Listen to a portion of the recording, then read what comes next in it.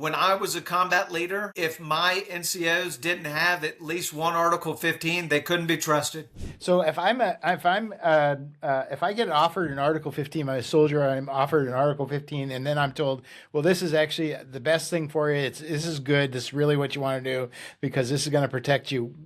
Am I missing something? All right, so you're now Sergeant Myers, and you walk into the office and you've got an Article 15. The great thing is the way the Army works is they force you to go to trial defense services if you're getting an Article 15. So you get read your Article 15 just like you would, charges in the civilian world. You're getting arraigned at that point in time, but you're getting arraigned for this, paper reprimand that has some consequences. You take that piece of paper and the quote unquote evidence that supports the charges on that Article 15, and you go into trial defense services. You're going to have to watch a video.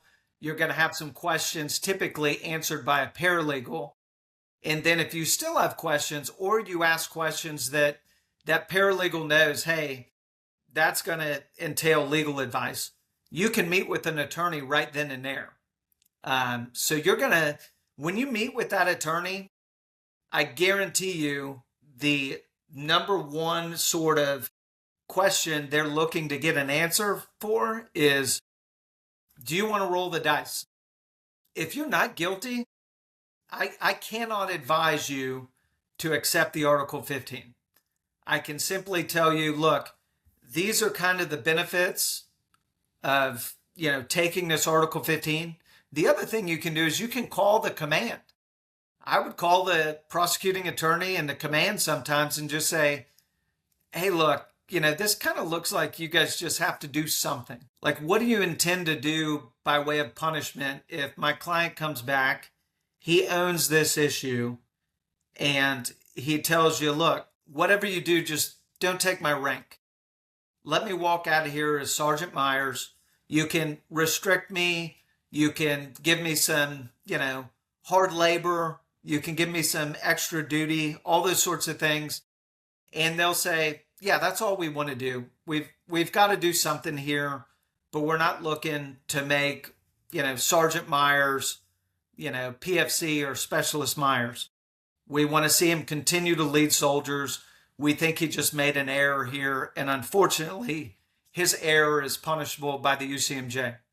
So I think when you have kind of those open conversations, you can get to a reinforcing kind of end result that truly substantiates that statement that you started with, that, look, it really is in your best interest sometimes to just take that Article 15, learn from it, and guess what?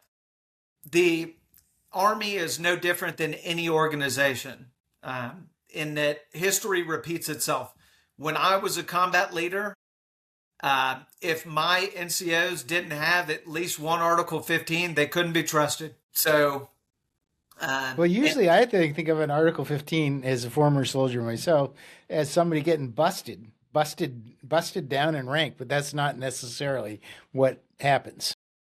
correct. And I mean, that's when you saw the Article 15, because otherwise, unless you ask for, the proceedings to be conducted publicly, which I actually did that a few times, and I had soldiers do that when I was a troop commander. I think there's great value in that. If you really need to make an example in your community, in your formation of the misconduct that took place, wow, what courage it took for that young soldier to say, sir, I'm okay with you doing this in the motor pool. Awesome, right?